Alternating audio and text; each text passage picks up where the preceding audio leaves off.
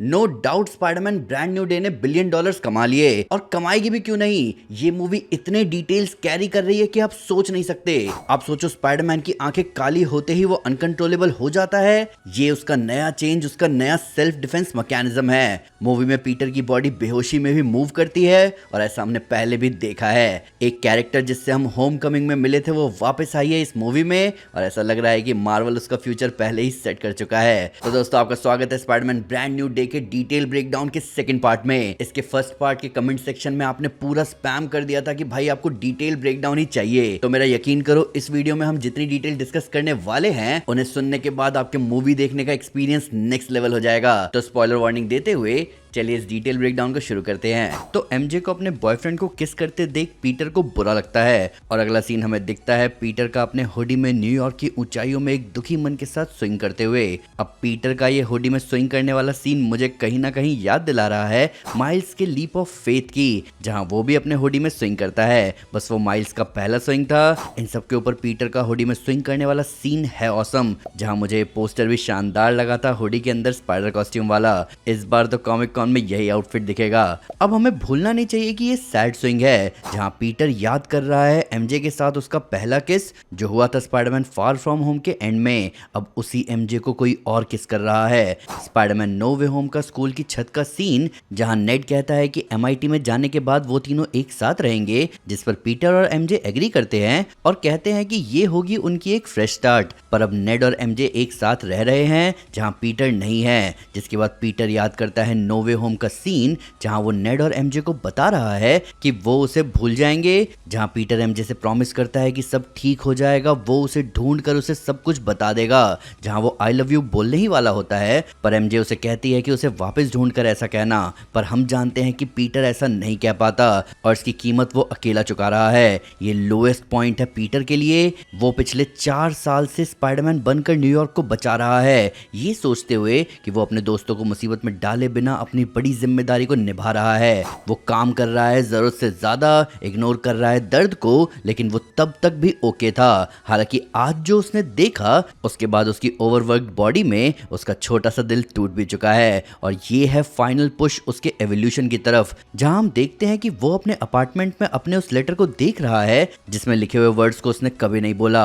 और तभी वो नोटिस करता है अपने हाथों की नसों को जो कि एक साथ हो रही हैं और पीटर को हो रहा है दर्द। ये दर्द है ट्रांसफॉर्मेशन का। उसमें आ रहे हैं बदलाव, जहां वो नोटिस करता है कि उसकी आंखें भी काली हो जाती हैं और तभी वो हो जाता है बेहोश। अब ऐसा होने के हिंट्स मूवी की शुरुआत से ही सामने थे।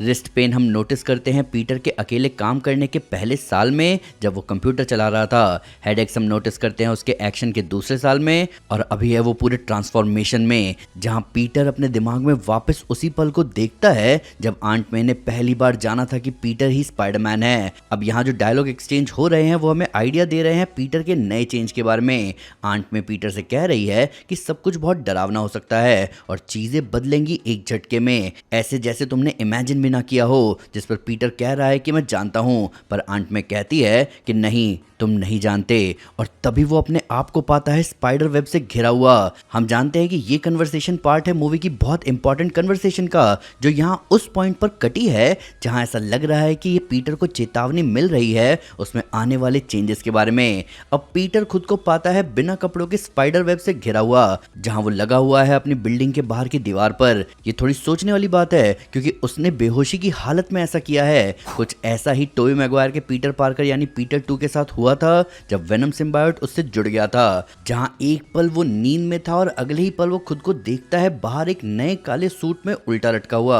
अब अपने पीटर यानी पीटर 1 के लिए माहौल अलग है। हालांकि ऐसा पहली बार नहीं हो रहा कि पीटर की बॉडी बिना होश में मूव कर रही हो। आपको याद है जब स्पाइडरमैन नो वे होम में डॉक्टर स्ट्रेंज ने पीटर के एस्ट्रल फॉर्म को उसकी बॉडी से बाहर धकेला था, तब बेशक पीटर का अपनी बॉडी पर कंट्रोल नहीं होता, लेकिन तब भी उसकी बॉडी ऑटोनॉमस मूवमेंट कर रही थी, जिसकी वजह से माकिना डी कैडावस स्ट्रेंज के हाथ नहीं लग पा रहा था। इन सब के ऊपर जैसे ही पीटर इस वेबिंग से निकलकर नीचे गिरता है तो अचानक उसकी बॉडी से निकलती है ऑर्गेनिक वेबिंग, जिसे देखकर वो डर जाता है और वापस नीचे गिर जाता है। अब देखो देखो ये क्लियर नहीं हुआ है कि ऐसा क्यों हो रहा है। ऐसा बार बार कहा तो जा रहा है कि एवोल्यूशन हो रहा है पीटर के अंदर, जिसकी वजह से हाइटेंड सेंसेस और ऑर्गेनिक वेबिंग उसे मिली, पर ऐसा कुछ जहां उसकी बॉडी अपने आप ट्रांसफॉर्म हो रही हो, ऐसा मैंने कॉमिक्स में भी नहीं देखा।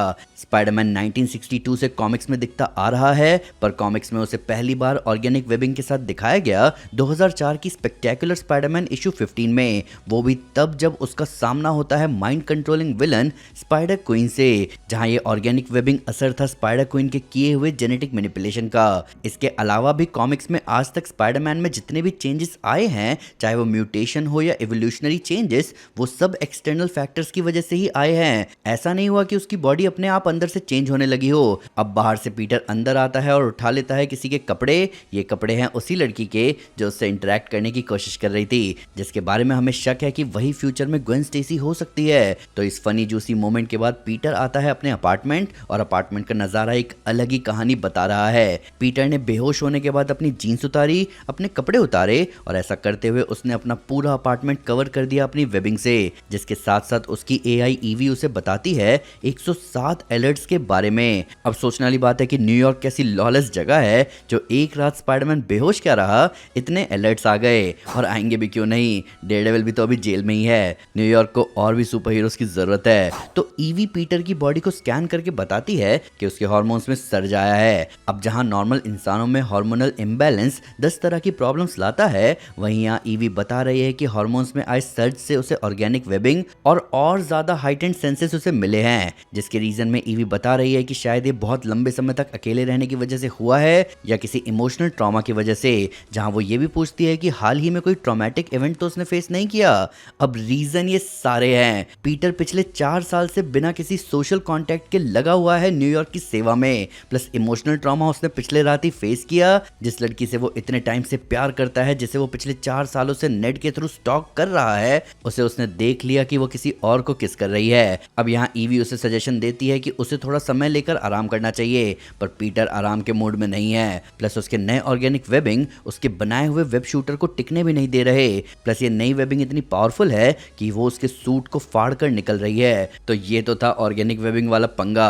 अब जब वो छत पर जाता है तो आता है सेंसरी ओवरलोड। ईवी ने उसे बताया कि उसके सेंसेस और ज्यादा हाइटेंड हो चुके हैं, जिसकी वजह से उसे छोटी से छोटी आवाज के साथ साथ बड़ी से बड़ी आवाजें कानों पर चुभ रही है। ये हो गया सुपरमैन मोमेंट यहाँ, जहाँ सुपरमैन के भी सेंसेस ओवरलोड हो जाते हैं उसकी क्रिप्टोनियन पावर्स की वजह से।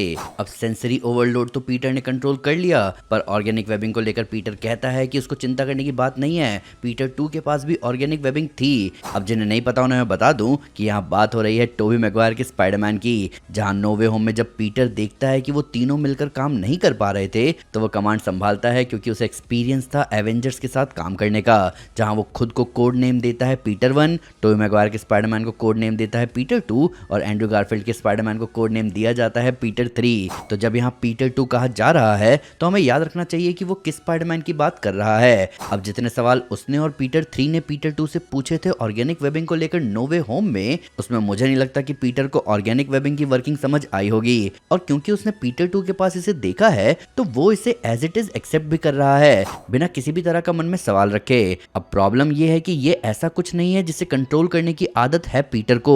जहां उसका कोशिश करना वेबिंग निकालने की मुझे याद दिला रहा है टोबी मैगवायर वाली पहली स्पाइडरमैन मूवी की, जहां पीटर 2 छत पर चढ़कर अलग अलग हाथ से इशारे करता है वेब निकालने के लिए, पर उसे ज्यादा मुश्किलें आई नहीं थी इस पर पकड़ बनाने में। जबकि यहाँ पीटर 1 ने पूरा फव्वारा ही छोड़ दिया है। प्लस उसने एक तरीका निकाला है, जब वो वेब बोल रहा है तो वेब निकल रहा है, जब वो स्टॉप बोल रहा है तो वेब रुक जा रहा है। अब यहाँ वो इस नए तरीके से स्विंग करते हुए टकरा रहा है पिजन से जो चिपक गए हैं उससे।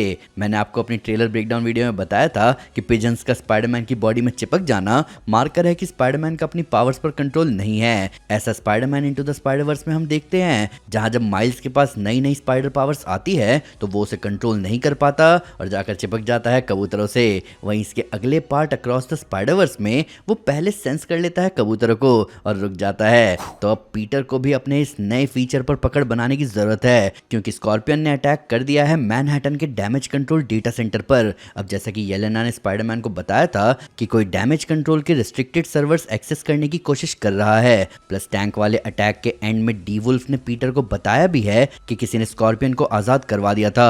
तो ऑब्वियसली यहाँ माइंड कंट्रोल स्कॉर्पियन है, जो कि वीमैक्स के बारे में इंफॉर्मेशन ढूंढ रहा है डीओडीसी के डेटा सेंटर में। हालांकि पीटर वेब स्टॉप करके शाम को पहुंचा उसके पास। अब या तो पीटर अपनी बेहोशी से सोकर बहुत लेट उठा था या फिर उसे बहुत ज्यादा टाइम लग गया अपनी नई वेबिंग के साथ यहाँ आने में। जहां यहाँ स्कॉर्पियन डीओडीसी के गार्ड से पूछ रहा है कि वीमैक्स कहाँ है, जो कि क्लियर करता है कि ये स्कॉर्पियन नहीं है। प्लस अगर आपके मन में सवाल आ रहा है कि स्कॉर्पियन के पास उसका सूट कहाँ से आया, तो जब उसे शिफ्ट कर रहे थे सुपरमैक्स में तो उसके साथ साथ एक बॉक्स भी ले जा रहे थे डीओडीसी वाले, जिसमें मोस्ट प्रोबेबली उसका सूट भी होगा।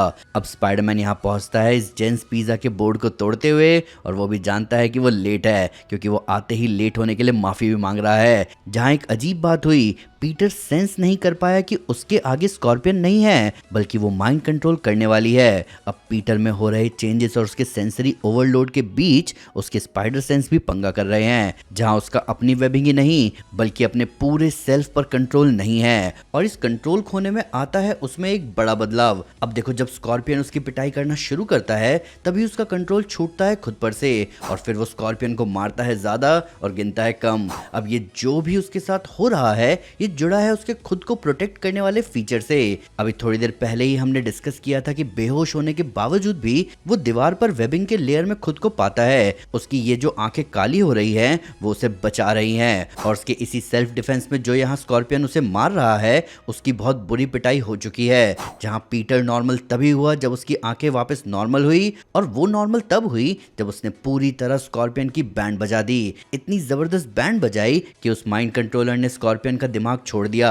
ये क्लियर इंस्ट्रक्शन है कि पीटर के अंदर के चेंजेस उसे बचाते हुए उसे नुकसान पहुंचाने वाले को भी ढेर कर रहे हैं। अब देखो, मैं आपको बोल रहा हूं कि ऐसा कोई चेंज कॉमिक्स में नहीं बताया गया है। हमेशा बाहर से कुछ चेंजेस आए हैं उसमें, चाहे म्यूटेशन हो, एवोल्यूशन हो या हो एलियन सिम्बायोट। मैं एलियन सिम्बायोट की बात यहाँ इसलिए कर रहा हूँ क्योंकि ये heightened senses, self defence mechanism और पीटर की पावर्स का बढ़ जाना ऐसा हुआ है सिम्बायोट के कांटेक्ट के आने पर ही। अब बेशक ये चीज रिवील अभी ना हो, पर हो सकता है सीक्रेट वॉर्स में ऐसा रिवील हो जाए। आपको याद होगा Venom let there be Carnage के पोस्ट क्रेडिट सीन में वेनम जब अर्थ 616 में आता है तो वो पीटर को देखकर स्क्रीन को चाटता है। अब क्या हो जो सिम्बायोट छूट गया एडी के वापस अपने अर्थ पर जाते ही वो खुद पीटर को ढूंढ कर उससे जुड़ गया हो। अभी तो ये थ्योरी है, पर ये ट्रिगर हो रही है पीटर में आए वाइल्ड चेंज के उसको डेंजरसली प्रोटेक्ट करने के नेचर को देखते हुए। हालांकि कहीं ना कहीं ये चेंज हमें टोनी के पीटर को दिए हुए सूट के उस फीचर की भी याद दिला रहा है जिसमें इंस्टेंट किल मोड स्पाइडरमैन को बहुत खतरनाक बना देता था।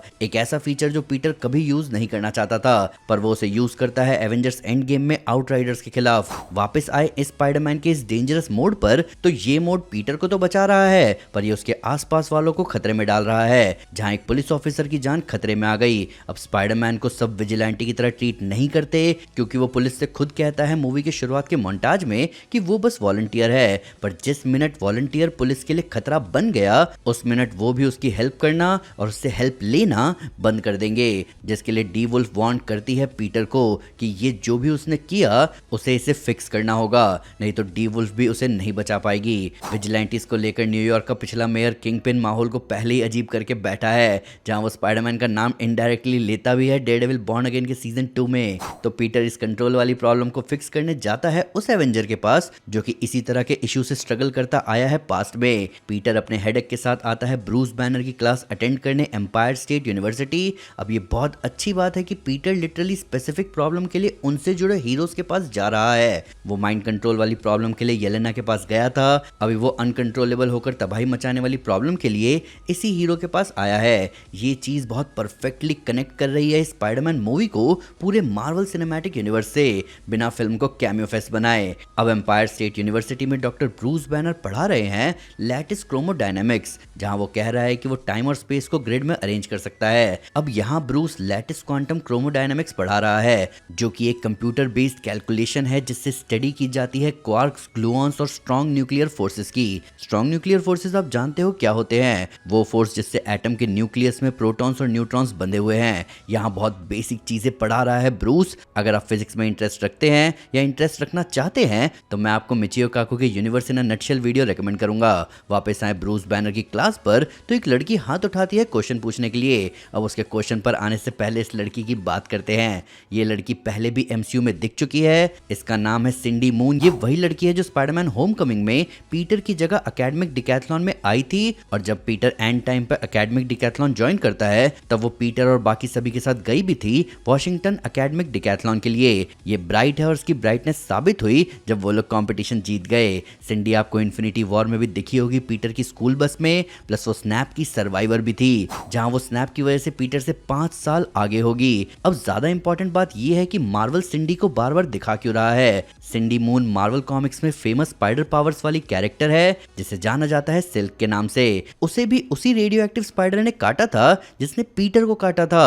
अभी सिंडी को दिखाना और मूवी में माइल्स और ग्वेन स्टेसी को टीज करना ये कहीं ना कहीं हमें बता रहा है कि मार्वल स्पाइडरमैन को लेकर जा रहा है स्पाइडर वर्स स्टोरी लाइन की तरफ, वो स्टोरी लाइन जिसमें पूरी स्पाइडर आर्मी होती है। वापस आते हैं ब्रूस की क्लास पर तो सिंडी ने अपना हाथ उठाया है एक बड़े ही इंटरेस्टिंग सवाल के लिए। उसका सवाल वही है जिस पर पिछले 7-8 सालों से मीम बन रहे हैं कि थैनोस ने यूनिवर्स की पॉपुलेशन आधी क्यों की, वो रिसोर्सेज भी तो डबल कर सकता था, जिस पर पीटर भी इसी सोच में पड़ गया।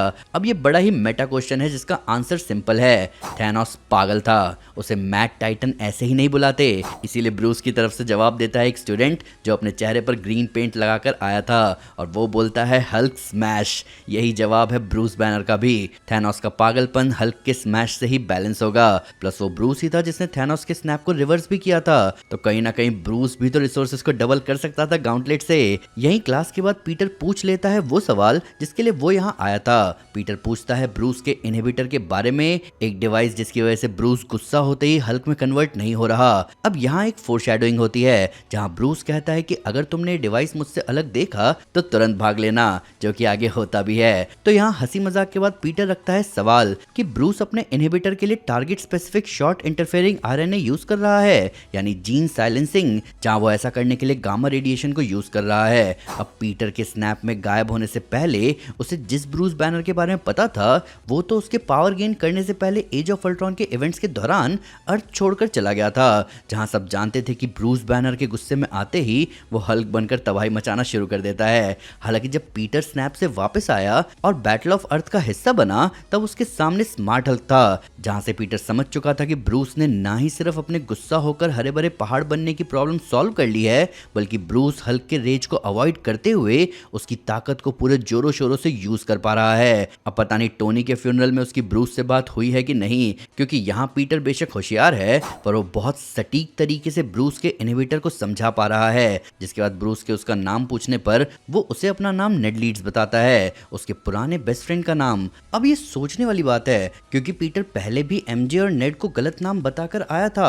अब अगर सबकी मेमोरी से वो मिट चुका है तो वो गलत नाम क्यों यूज कर रहा है। एमजे के आगे गलत नाम यूज करने का सेंस बनता है क्योंकि वो 4 साल पहले उससे जब कॉफी शॉप में मिलता है तो वहां उसने बोल दिया था कि वो पीटर पार्कर है, जबकि यहाँ ब्रूस को नेड लीड्स नाम बताने का क्या सेंस है। क्या वो जानबूझकर ब्रूस को असली नाम नहीं बता रहा, क्योंकि इस बात की कोई गारंटी नहीं है कि स्ट्रेंज के स्पेल के दौरान ब्रूस नॉर्मल फॉर्म में था या हल्क फॉर्म में, जहां उसे डर है कि शायद किसी एक फॉर्म को उसके बारे में पता होगा जिसके लिए वो यहाँ नकली नाम यूज कर रहा है। अब आते हैं पीटर की बातों पर कि उसने सही समझा ब्रूस का इनहिबिटर कैसे काम कर रहा है, पर ब्रूस का हल्क बनना अलग है जबकि पीटर के अंदर आया म्यूटेशन अलग है। जहां आगे वो यही सवाल रखता है ब्रूस के आगे कि क्या हो अगर डीएनए म्यूटेट हुआ है किसी और कारण से, जहां होस्ट जीनोम मिक्स हुआ है फॉरेन डीएनए से।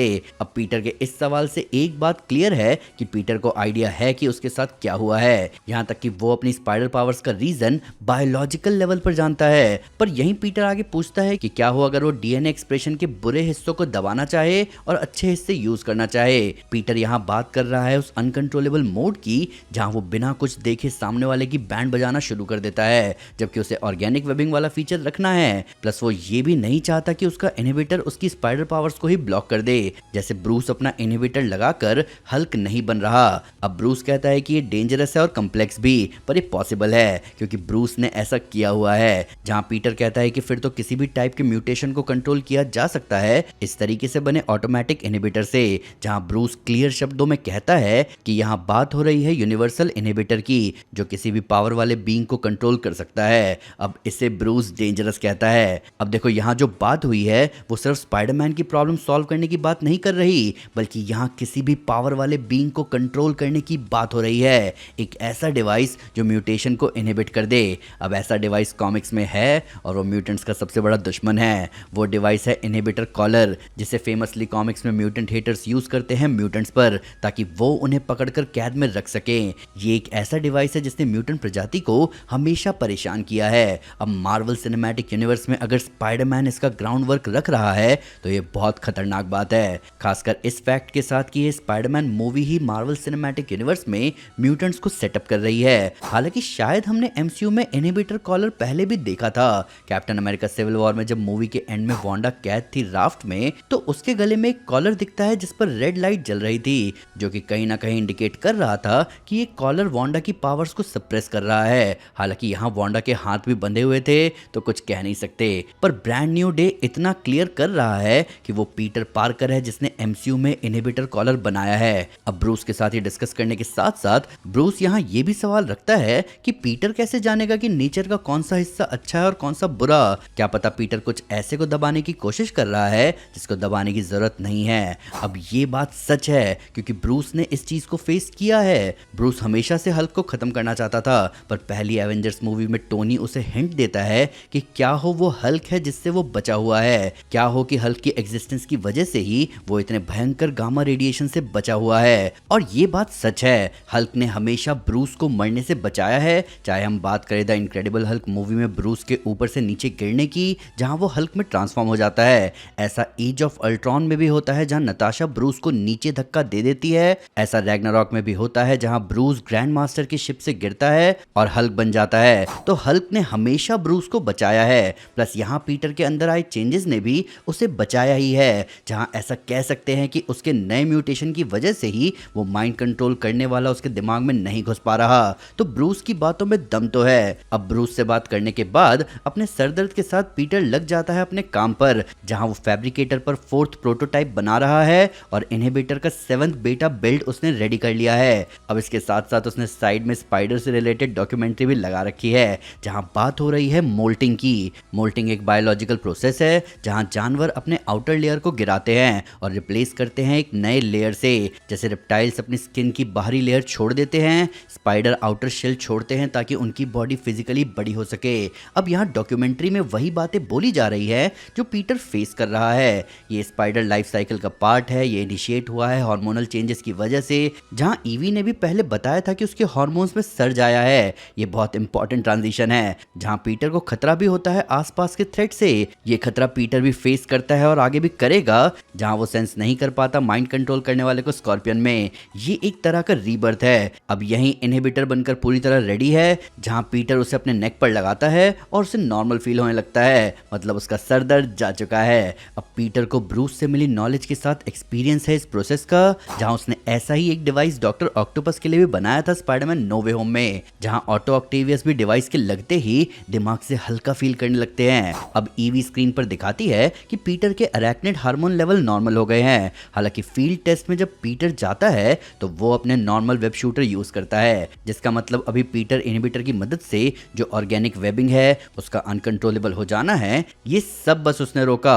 हालांकि जैसे ही उसने अपने वेब शूटर यूज किए वैसे ही उसका इनहिबिटर ओवरहीट हो गया और उसके वेब कार्ट्रिजेस में से वेब ग्रेनेड एक्टिवेट हो गया, जो हमने पीटर को यूज करते देखा था जब वो टैंक को रोक रहा था। तो फील्ड टेस्ट तो हो गया फेल। अब यहीं शुरू हुआ पंगा। एक आदमी आता है स्पाइडरमैन से पूछने कि क्या वो ठीक है, पर आप नोटिस करोगे कि जैसे ही स्पाइडरमैन बोलकर जाने लगता है कि वो बस नया टेक टेस्ट कर रहा था, तभी आप उस आदमी में एक चेंज, एक मूवमेंट नोटिस करोगे और अगले ही पल उसका सवाल होता है कि अपने अंदर के मॉन्स्टर को रोकने के लिए। अब इस सवाल से स्पाइडरमैन समझ गया है कि ये वही माइंड कंट्रोल करने वाला है, जिस पर वो पूछता है कि अभी भी मुझे सेंस नहीं कर पा रहे। अब यही वो खतरा है जो डॉक्यूमेंट्री में मोल्टिंग को लेकर कहा जाता है। बेचारा स्पाइडरमैन सेंस कर पा रहा था शुरू में माइंड जंपर को, पर अब नहीं, जहां वो माइंड जंपर आगे कहता है कि तुम्हारा टेक काम नहीं कर रहा। अब यहाँ पर स्पाइडरमैन को सतर्क हो जाना चाहिए था, क्योंकि ये टेक वाली बात और अंदर के मॉन्स्टर वाली बात इस माइंड जंपर को कैसे पता, जब वो स्पाइडरमैन के दिमाग में घुस ही नहीं पाई। हाँ, स्कॉर्पियन के थ्रू उसे आइडिया लगा होगा, पर वो टेक को लेकर ज्यादा ही एक्यूरेट है, जिसका रीजन हमें आगे पता चलता है, क्योंकि माइंड जंपर पीटर के अपार्टमेंट में है। पर इससे पहले स्पाइडरमैन को ये समझ आए, माइंड जंपर एक बहुत इंपॉर्टेंट बात रखता है स्पाइडरमैन के आगे कि उसके जैसा आधा इंसान आधा मकड़ी डीओडीसी जैसी ऑर्गेनाइजेशन के लिए कैसे काम कर सकता है, जिन्होंने कसम खा रखी है हर किसी को पकड़ने की जो थोड़े अलग हो। अब ये बहुत बड़ी बात है। माइंड जंपर क्लियरली तो नहीं, पर वो कह रही है कि स्पाइडरमैन खुद डिफरेंट होने के बावजूद हेल्प कर रहा है विलियम मेट्जगर की, जो हंट कर रहा है पावर्स वाले बीइंग या ऐसे बीइंग जिनको कहा जा सकता है कि वो थोड़े डिफरेंट है। और ऐसा वो पहली बार नहीं कर रहे। हमने वंडरमैन सीरीज में देखा था कि डीओडीसी बजट कट्स के चक्कर में लोगों को ढूंढ रही थी ताकि उन्हें पकड़ के उनके आधे खाली सुपरमैक्स जेल में डाल सके, जहां वो लोग पीछे पड़े थे साइमन विलियम्स यानी वंडरमैन को पकड़कर जेल में डालने के लिए। यानी डीओडीसी लिटरली इस पॉइंट पर थोड़े से भी डिफरेंट लोगों को पकड़कर जेल में डालने में लगे हुए हैं, और उनका बस चले तो वो स्पाइडरमैन को भी जेल में डाल दे। शायद ये रीजन है कि वो स्पाइडरमैन को स्कैन कर रहे थे शुरुआत में। ये शुरुआत है म्यूटेंट हेट की, जिसकी बात यहाँ माइंड जंपर कर रही है। अब स्पाइडरमैन कहता है और वो यही मानता है कि यहाँ माइंड जंपर अपनी बात कर रही है, जहाँ डैमेज कंट्रोल उसके पीछे है क्योंकि वो खतरनाक है। जिस पर माइंड जंपर स्पाइडरमैन की नादानी के लिए उसको अकल से पैदल बोलती है। जिसके बाद आती है इंपॉर्टेंट बात कि माइंड जंपर को वो चाहिए जो डैमेज कंट्रोल के पास है। अब ये अजीब फ्रेजिंग है और फिल्म में सिर्फ डाली गई है ध्यान भटकाने के लिए। हमें पता है माइंड जंपर को क्या चाहिए। वो चाहती तो स्पाइडरमैन को बता सकती थी कि डीओडीसी क्या कर रहा है। वो उन लोगों को पकड़ रहे हैं जो थोड़े डिफरेंट है, पर यहाँ वर्ड प्ले हो रहा है। हालांकि माइंड जंपर यहाँ इसलिए भी चीजें क्लियर नहीं करना चाहती क्योंकि उसे नहीं पता कि स्पाइडरमैन किस तरफ है। जहां यहाँ स्पाइडरमैन वी मैक्स का नाम लेता है और माइंड जंपर का मुंह बन जाता है, जिसके बाद माइंड जंपर ले लेती है स्पाइडरमैन का असली नाम, पीटर पार्कर। वो नाम जिसकी वजह से पूरा बखेड़ा हुआ था स्पाइडरमैन की लाइफ में। और यहीं रिवील होता है कि माइंड जंपर पीटर के अपार्टमेंट में है, जहां स्पाइडरमैन चेक करता है कैमरा फुटेज के थ्रू कि ऐसा है कि नहीं। माइंड जंपर को पीटर के अपार्टमेंट में दिखते हैं बाहर से मंगाए हुए खाने के containers, free weights, protein powder. अब देखो हम कभी बात करेंगे कि स्पाइडरमैन की फंडिंग आ कहां से रही है, जो वो बाहर का खाना मंगवाए जा रहा है और महंगे प्रोटीन के डब्बे खरीद रहा है। प्लस इंपॉर्टेंट बात, स्पाइडरमैन ध्यान रखता है अपने प्रोटीन इंटेक का। आपको भी रखना चाहिए। पर अब माइंड जंपर को कुछ चाहिए जिससे वो स्पाइडरमैन को दूर भेज सके, क्योंकि स्पाइडरमैन तुरंत अपने अपार्टमेंट आकर उसे पकड़ सकता है। और तभी उसके हाथ लगता है पीटर का वो लेटर, जिसमें वो नाम पढ़ लेती है उसका जो उसके दिल के करीब है, यानी एमजे। माइंड जंपर को कोई मिल गया है जिसके थ्रू वो स्पाइडरमैन को अपने रास्ते से हटा सकती है। और तभी माइंड जंपर स्पाइडरमैन से बात करते हुए एक रोड चलते आदमी के माइंड पर हॉप करती है, जहां अचानक एक गाड़ी उससे टकरा जाती है। अब ध्यान रहे कि स्पाइडरमैन का स्पाइडर सेंस नहीं कर रहा है इस मोल्टिंग में, और यहीं शुरू होती है चूहे बिल्ली की रेस। स्पाइडरमैन अपने अपार्टमेंट जाने के बजाय निकल गया माइंड जंपर के पीछे, जो कि एक पर्सन से दूसरे पर्सन के माइंड में हॉप करके निकली है एमजे के घर की तरफ, जिसकी लोकेशन उसे पता चल चुकी है नेट के सोशल मीडिया से। ये हम सब के लिए सबक है कि सोशल मीडिया पर अपने घर, स्कूल, कॉलेज, ऑफिस की लोकेशन शेयर ना करें। अब स्पाइडरमैन को पूरी तरह नहीं पता कि माइंड जंपर की पावर्स कैसे काम करती है। वो निकल तो गया है माइंड जंपर के पीछे, जहां उसने ईवी को ये भी ट्रैक करने को कह दिया कि माइंड जंपर के पैटर्न्स को नोटिस करे। जहां स्पाइडरमैन माइंड जंपर का पीछा करते हुए पहुंचता है एक शादी में, जहां दूल्हा दुल्हन की विदाई के लिए छत पर एक चॉपर रेडी है। अब ईवी के एनालिसिस से स्पाइडरमैन को पता चलता है कि माइंड जंपर 33 फीट के रेडियस में ही लोगों के माइंड पर जंप कर सकती है, यानी यहाँ चॉपर या हेलीकॉप्टर में बैठे आदमी से माइंड जंपर कहीं और नहीं जा सकती। अब बेशक ये सटीक एनालिसिस है, पर जैसा कि मैंने कहा कि स्पाइडरमैन को नहीं पता कि माइंड जंपर की पावर्स काम कैसे करती है, और स्पाइडरमैन को यहाँ लग रहा है कि उसने माइंड जंपर को लिमिट कर दिया है, इसीलिए वो इस बेचारे हेलीकॉप्टर उड़ाने वाले को यहाँ फंसा कर निकल गया एमजे के पास। नहीं तो स्पाइडरमैन ऐसे किसी को फंसा हुआ छोड़ नहीं सकता। अब स्पाइडरमैन पहुंचता है एमजे के पास और उसे मनाता है अपने साथ चलने के लिए। अब हमें पता है कि माइंड जंपर ने एमजे पर पकड़ बना ली है, पर क्योंकि बेचारे स्पाइडरमैन का स्पाइडर सेंस काम नहीं कर रहा, तो वो भी नहीं बता सकता कि एमजे के दिमाग में कोई और है। प्लस क्योंकि एमजे पीटर को भूल चुकी है, तो उसके बाद से पीटर नहीं जानता उसके नॉर्मल बिहेवियर के बारे में। तो जैसा कि डॉक्यूमेंट्री ने कहा कि स्पाइडर वल्नरेबल है और इसी में वो यहाँ फंस गया। स्पाइडरमैन एमजे को अपने साथ स्विंग करते हुए ले जाता है वेब स्टॉप बोलते हुए। अब एमजे के स्पाइडरमैन के साथ स्विंग वाले सीन में अजीब बात ये थी कि एमजे यहाँ शांत थी, जबकि आज तक जब भी एमजे ने पीटर के साथ स्विंग किया है वो बुरी तरह डरी है। हमने ऐसा स्पाइडरमैन फार फ्रॉम होम के एंड में देखा था, जहां वो उससे बोलती है कि मुझे नीचे उतारो, और नीचे उतार कर भी वो बोलती है कि दोबारा ऐसा कभी नहीं करेंगे। यहाँ तक कि स्पाइडरमैन नो वे होम, जिसके इवेंट्स फार फ्रॉम होम के ठीक बाद स्टार्ट हुए थे, वहां भी भी एमजे बहुत डर जाती है स्पाइडरमैन के साथ स्विंग करते हुए, जबकि एमजे बिना डरे यहाँ स्पाइडरमैन के साथ आ गई किसी छत पर। ये पहला हिंट होना चाहिए था स्पाइडरमैन के लिए कि यहाँ कुछ तो गड़बड़ है। अब यहाँ एमजे जो एमजे नहीं है वो बोल देती है बातों बातों में कि क्या हम एक दूसरे को जानते हैं। वो परेशान है सालों से कि स्पाइडरमैन उसे और नेड को ही क्यों बचाता है। यहाँ वो पहले नाम लेती है होमकमिंग के वॉशिंगटन मॉन्यूमेंट वाले इंसिडेंट का, जिसमें स्पाइडरमैन ने उसको नहीं बचाया था, उसने लिज, नेड और बाकी लोगों को बचाया था, जबकि उस दौरान एमजे बाहर थी मॉन्यूमेंट के। इसके बाद वो फार फ्रॉम होम के लंदन, प्राग और नाइट मंकी वाले इंसिडेंट का नाम लेती है। नाइट मंकी वाला इंसिडेंट प्राग में हुआ था जहां पीटर ने नेड और बेटी को बचाया था झूले से, एमजे को नहीं। और लंदन में स्पाइडरमैन दूर क्विंटन बेक से लड़ते हुए ड्रोन्स को वापस बुला लेता है, पर वो एमजे और बाकी लोगों के सामने नहीं था। शायद ये रीजन है कि नेड स्पाइडरमैन से ज्यादा मिलना चाहता है, एमजे नहीं, क्योंकि स्पाइडरमैन ने नेड की जान बहुत बार बचाई है। यहाँ छत पर माइंड जंपर बातें बनाई जा रही थी स्पाइडरमैन को कन्विंस करने के लिए कि एमजे को याद आ रहा है सब कुछ, जहां वो कहती भी है कि शायद दिल के किसी कोने में वो उसे पहचान ले।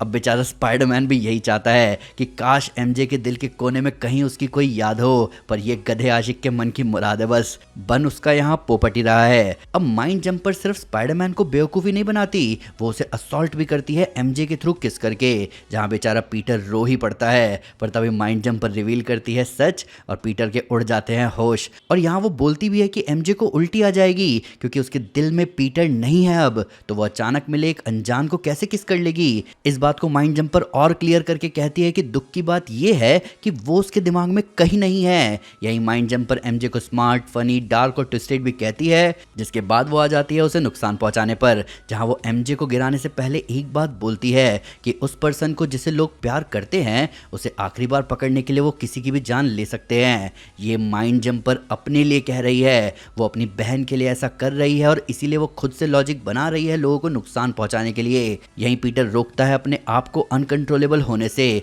जहां वो गला पकड़ लेता है एमजे का, और तभी माइंड जंपर पीटर को धक्का देती है और नीचे गिरते हुए छोड़ देती है एमजे का दिमाग। अब एमजे के लिए पीटर कुछ भी कर सकता है। आपको याद है नो वे होम में उसका मूड कैसे चेंज हो गया था जब डॉक्टर ऑक्टोपस एमजे का मेंशन करता है, पर यहाँ पीटर समझ गया कि वो लाचार है और वो मान लेता है हार। जहां हमें पहली झलक मिलती है माइंड जंपर की, जो ड्राइवर के थ्रू पीटर से बात करती है जबकि गाड़ी में वो खुद होती है, जहां वो ड्राइवर स्पाइडरमैन को उसका लेटर दे जाता है, पर स्पाइडरमैन भी उस लड़की की फोटो खींच ही लेता है जाते जाते। जहां अब वो माइंड जंपर जा रही है 3165 लफयाते स्ट्रीट यानी एम्पायर स्टेट यूनिवर्सिटी। वो जा रही है बैनर के पास, जहां जो काम वो स्कॉर्पियन के थ्रू नहीं करवा पाई वो अब हरे भरे पहाड़ हल्क के थ्रू अपना काम करवाएगी। तो दोस्तों ये था स्पाइडरमैन ब्रांड न्यू डे के डिटेल ब्रेकडाउन का पार्ट 2। हमने आधी मूवी कवर कर लिया और मैं आपको बताना चाहता हूँ कि मैं बहुत एंजॉय कर रहा हूँ इस प्रोसेस को, एंड आई होप आपको भी जबरदस्त मजा आ रहा होगा। अभी अगला पार्ट और भी ज्यादा एक्साइटिंग होने वाला है, क्योंकि यहाँ जिसका चेहरा अभी रिवील हुआ है उसके बारे में जानकर आपको और मजा आने वाला है, और माहौल डिटेल्ड ही रहेगा, तो सब्सक्राइब करके रखना बस। आपका भाई लगा हुआ है दिन रात आपके एंटरटेनमेंट के जुगाड़ में। अभी डिटेल ब्रेकडाउन के साथ साथ मैं आपको चाहूंगा कि आप जल्दी से जाएं और मार्वल सिनेमैटिक यूनिवर्स का पूरा फेज 1 से लेकर फेज 3 तक का रिकैप देखें। इसके साथ साथ मैं आपको बता दूं कि फेज 4 का रिकैप भी आने वाला है। ब्रेकडाउन अच्छा लगा हो तो लाइक जरूर करें और चैनल को सब्सक्राइब करना ना भूलें। साथ ही साथ एक स्टेप आगे आकर अपने फेवरेट चैनल को सपोर्ट करें मेंबरशिप लेकर। Thank you guys, this is Aman Sinha and you are super super. Piece.